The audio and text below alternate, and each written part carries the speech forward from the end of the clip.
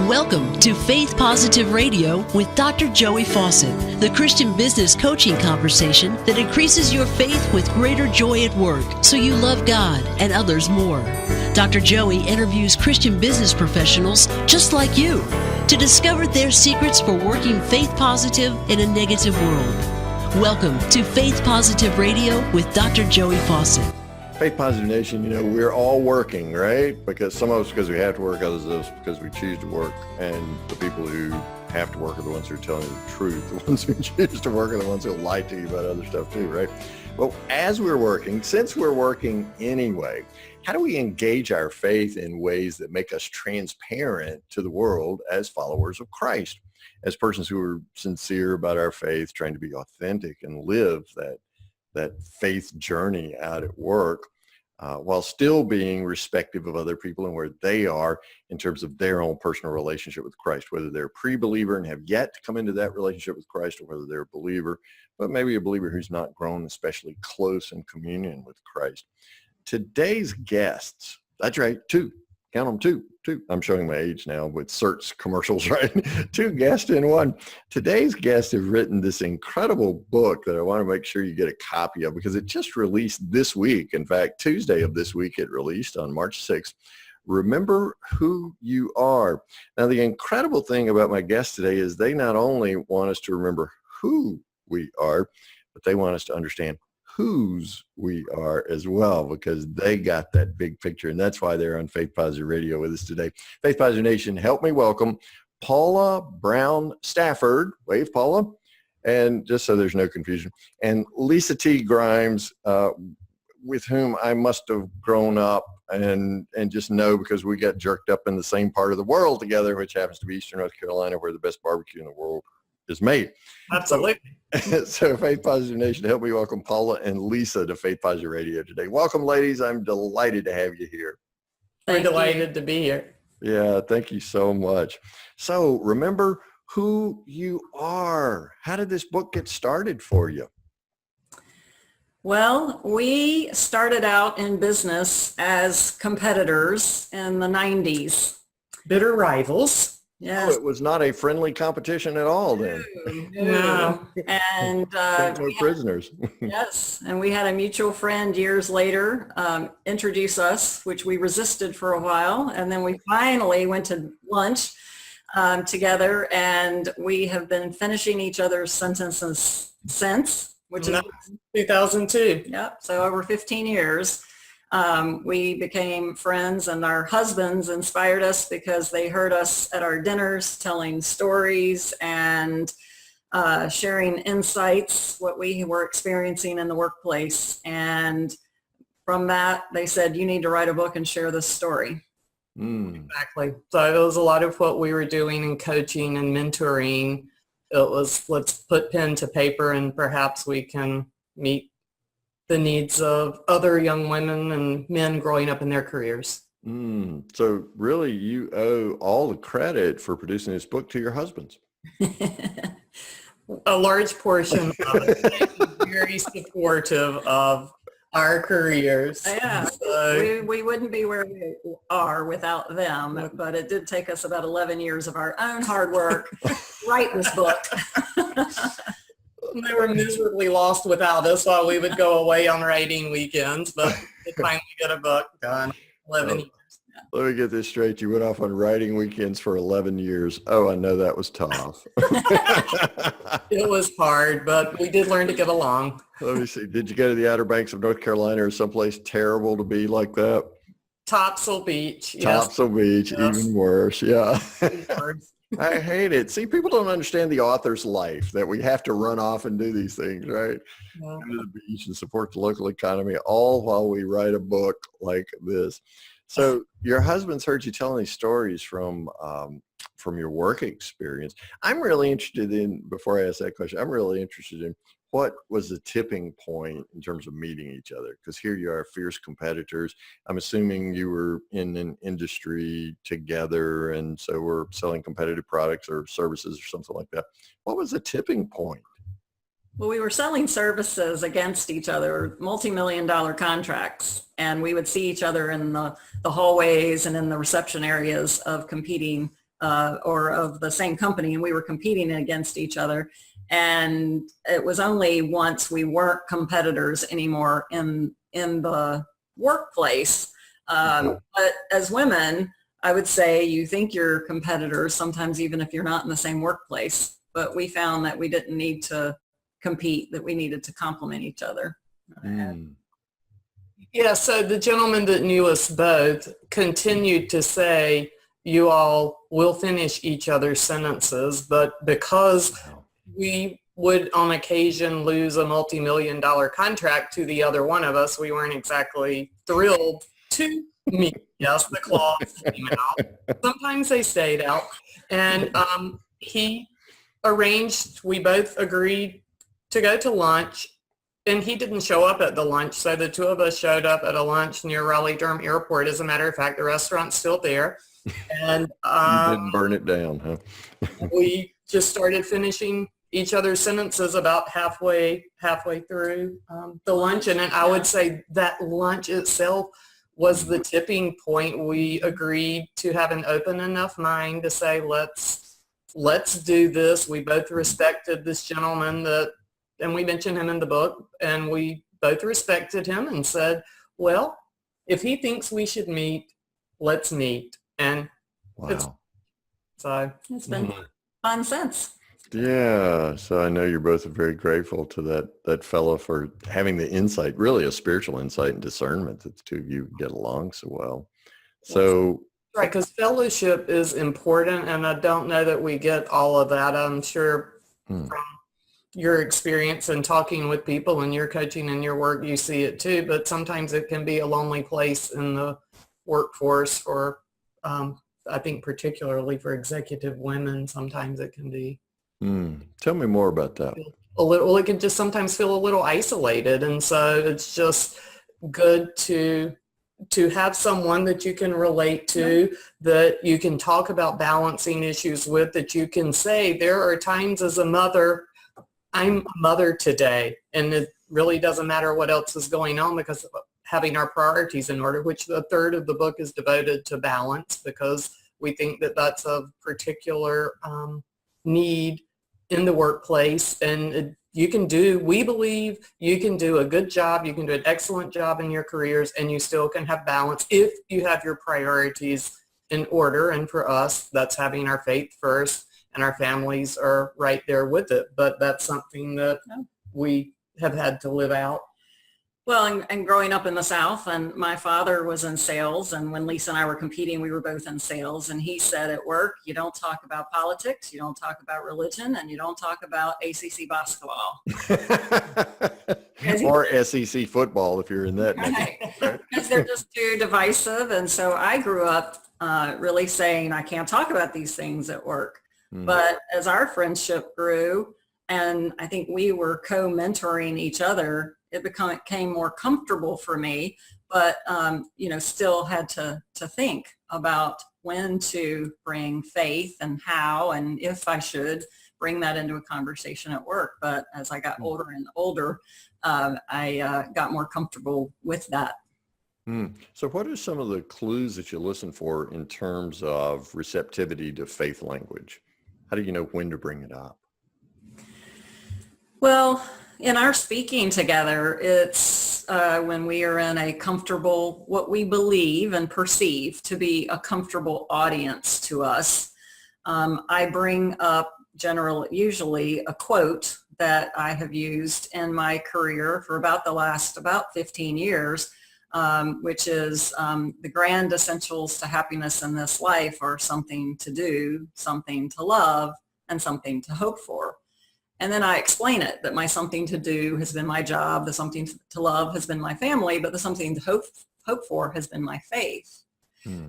But I don't explain my faith, I just open a conversation. And 90% of the time when I say that quote, someone will come up to us either in the meeting. We had one occasion where it was right in the meeting, and other times it's been after the meeting where people say, oh, I knew it about you, and I knew it, but I didn't know it, and now I know it. And then they want to have a conversation. Yeah, I think that's the neat thing. God's always faithful. And so it's a matter of us being willing to just crack open that door, and there are plenty of opportunities too. And I know over 90% of the time, like you said, when we talk particularly about the juggling act in our book, how as a working wife, mother, executive, volunteer, you can add a whole lot more words on there. How do you do it? Well, you have to have balance. You have to have priorities. You can talk about faith being one of those. And so that's an opportunity. I think the other place is to talk about integrity in the workplace. And so integrity, I have found, can often lead to deeper discussions as well. Not always, but occasionally it can lead you to have a conversation as to why integrity is important. Which leads to conversations about meaning and purpose and satisfaction from work and life, and how do you balance all that? So yeah, I think encouraging people when they have a family emergency to take care of their families. There are just a lot of opportunities that you can live your faith. Yeah, we're recording this at the height of flu season. So I really wish more people would stay home from work when they have the flu, but contaminating the rest of us. But so what are some of the keys to balance that you talk about in your book? Well, I think I'll start with a couple, and then one, I do believe having your priorities in order. You don't have Christ as the center of your foundation, I think it's a real struggle to find balance. So you have to have your priorities in order. I think, secondly, realizing some things that you need to get rid of. I think particularly as women, we can often carry around guilt, and some of that's false guilt, and this feeling guilty because your child's at school and there are 20 moms that are in the classroom that day, but you can't be because you're at work and you've made that choice. And how do you start, working off? We all do things that are wrong and we should feel guilty about them. And I know that's strange for somebody from Eastern North Carolina to say that, but we hear about other places with that happening. But we have things that, we should feel guilty over, but there are other things that are burdens not meant for us to carry. So I think you also find balance by relieving yourself of false guilt and finding other people to help. And I know a lot about that, but delegating. Oh yeah, let me just speak to that false guilt for a second. As Christians, and of course you two can speak to it as executive women leaders, I can just speak to it as an executive male leader, but it seems to me that guilt, I don't understand why we hang on to the guilt. Christ has forgiven that sin. We've made amends with people whom we injured, or at least the ones we know about, right? And why do we cling to that guilt? I think it's just a faulty belief system. We've been brought up thinking that if we do this, we have to go get forgiven again. And, when Christ died, we were forgiven because we weren't even born. I know sometimes I feel I'm old enough that I look like I'm old enough that I wasn't. And it's like, we carry it around to the point, how long does it take to develop a habit? 3 weeks to 6 weeks, depending on which expert you talk about. That's right. To the point you don't realize you're hauling it around and it's dragging you down. And there's freedom in Christ. Oh, thank you, Jesus. Yeah. It is, instead of worrying. And I tell people, they're like, what do you worry about? And I said, well, as soon as I start saying it's worry, I just need to turn it to a prayer. Turn it to a prayer, I don't worry. And people always worried when I managed 22,000 people around the globe. Wow. How did I deal with the stress? Right. And not for everybody could I answer it, I guess, honestly, but I think a lot of it was that I didn't feel all the stress. I mean, there were days, clearly, when I got stressed, and you had to remind yourself of the priorities and my decision making became around that quote of, okay, this is something I'm going to do. This is something, I love my family, and then this is my faith. And I had to make decisions based on those three things. And when was one going to override the other? But the faith is always there and nothing overrides that. But you have to remind yourself and you have to discipline yourself. And I love that your response to the worry is prayer. One of my clients will tell you one of my favorite statements is it's impossible, absolutely impossible to pray and worry simultaneously. That's right. That's right. And when I'm worrying, it's about me and how I'm going to control the situation. When I'm praying, it's giving it up to God and saying, I got nothing. Would you please take care of this and show me how to be a part of your plan in this?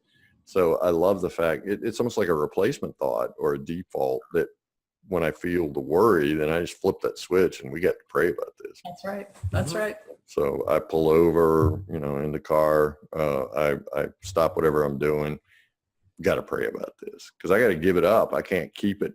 So I appreciate the importance of faith in maintaining balance.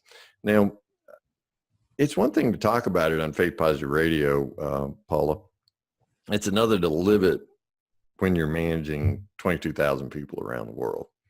So what was one thing that you did anytime you'd feel yourself getting stressed or anxious or worried about something that was, you knew cognitively was absolutely beyond your control, but emotionally and spiritually, you could feel it welling up inside of you? What was one thing that you did to help flip that switch for yourself?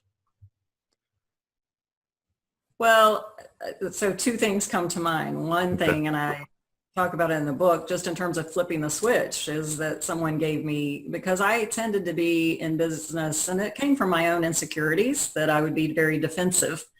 And someone trained me, whenever I was defensive, I would write a D on my paper, and I would just try to calm myself by not addressing the situation and just by writing a D. And I think in terms of managing people and dealing with some of the stress, I moved on from that defensiveness. And I think when I got more comfortable in me, that I turned to more kindness, quite frankly. And it was a bit more servant leadership. And so it was just, how can I serve others in what I'm doing? How can I teach others? And I think that's where I shifted in my own career from, in my 30s, being this, go-getter, aggressive, defensive person and just trying to stay alive in business. And then as I moved from management into leadership, I focused my leadership on that servant leadership. So I think that's where I to send my thoughts. So you wrote a D and that prompted you to switch from me to we. Yeah, that's a good way of saying it. Yeah, wow. I love that. I love that. Of course, empathy is the highest level of emotional intelligence as we understand it, right? And then, of course, Paul and his fruits of the Spirit, that's what it's all about, right? That's self-discipline, not to think about yourself, but to think about others and be kind and gracious and all those things that we aspire to. I love that. And all with simply writing a D. That's incredible. That's something we can all do, right? Faith Positive Nation. We can all find something like that to do. And so what other great examples are there in your amazing book, Remember Who You Are, that we can use to become more authentic?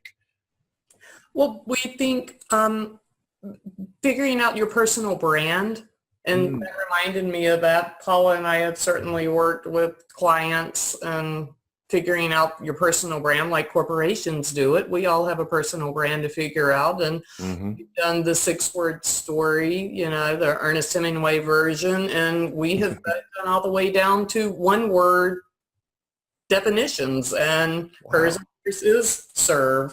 Servant. And yours is connect. And mine's connect. So we talk a bit about that. I think the other thing we've talked with you previously, not necessarily on the air, but talked with you earlier about, and that is authenticity. I believe so often in the world we live in, we're taught to not be content, to want more, to want something we don't have, and we find ourselves just trying to, well, if I could only have that or do that or be that. And an example that we have used before would be, I cannot sing. Paula has a gorgeous voice. Don't you just hate it? Probably don't ask Paula to cook dinner for you every night. I cannot cook. Ow. Okay, so let me get this straight. Let's cook. Let me get this straight. When I come to your home, Lisa's going to cook for me, and Paula's going to be our dinner entertainment. Absolutely. Exactly. And if we reverse that, Yeah. It doesn't work. And that's how we complement each other. And it, from that, going from competing, being the enemies and the, bitter rivals, to complementing and being, business partners. So, because we complement, and it's, putting the hand in glove. It's just for me to think, I wish I could sing like that. And I do wish I could sing like that, but isn't a need for me to try. So I had her sing happy birthday to my mom. Yeah. I'm glad she can do it. And that's kind of a silly example, but we do that so often in life. We do. And you just need to try harder to sing, Lisa. That's what you need to do, right? You need to try harder. Yeah. Right. Well, if you're singing off key, yeah, it doesn't matter how hard you try. That's right. Key, right? God gave us each gifts. Yes. And if we would use those gifts the way he has wired us, thus kind of our title, remember who you are, then we can multiply what he has for us to multiply instead of wasting away the gift we have, chasing after something that's not ours to grow or multiply. Yeah, we refer to it in Faith Positive Nation as your divine design. I mean, think about it. Out of 7 billion people on the face of the planet, or over 7 billion now, there's one you. And lots of days my wife say, it's a good thing there's only one me, but it's a good thing there's only one of us, period, right? So living into your best you, your authentic self, your personal brand, discovering your one word, who you are. I love that activity. That would be just really interesting, Faith Positive Nation, just to, and maybe even ask your friends, do a 360 with it. When you think of me, what do you think of? What's one word that you think of? Yeah. So, just give me that word. And let me put all those words down and then come up with it. I absolutely love it. Okay. Obviously we want more. Faith Positive Nation wants more of Paula and Lisa. How do we get more of you two? Well, our website is www.habergeon.com. Habergeon is actually a word from the Old Testament, and it's Habergeon. We're here to help you get your armor on. It's part of the priest's armor. And so what we are here to do, we provide coaching, speaking engagements, and we would love for you to buy our book. All right. Wonderful. So in your episode copy, by the way, they want you to buy this book. That's the one they're talking about. So in your episode copy, Faith Positive Nation, you'll find a link to this book on Amazon. And you'll also find a link on their website, because Paula and Lisa have so kindly got a free offer for us on their website. So habergeon.com/faith positive. What will I get when I go to that page, ladies? You get an opportunity to download a free chapter, and we're having a drawing for a free book to be given away, and you can find out about our coaching and speaking. Oh, wonderful. That's great. I love free stuff. Everybody loves free stuff, right? So thank you so much for being so kind to Faith Positive Nation and giving away chapters of the book and everything. Again, this is the book they're talking about. Remember who you are, Paula Brown Stafford and Lisa T. Grimes. And I want you to go get the book right now. It just launched Tuesday. So you're watching this on March 8th. It just launched Tuesday the 6th. And then you can go to habergeon.com/faith positive to get all kinds of cool stuff like chapters of the book. So you can try before you buy, right? Because if Lisa's fixing dinner, I want a taste test, right?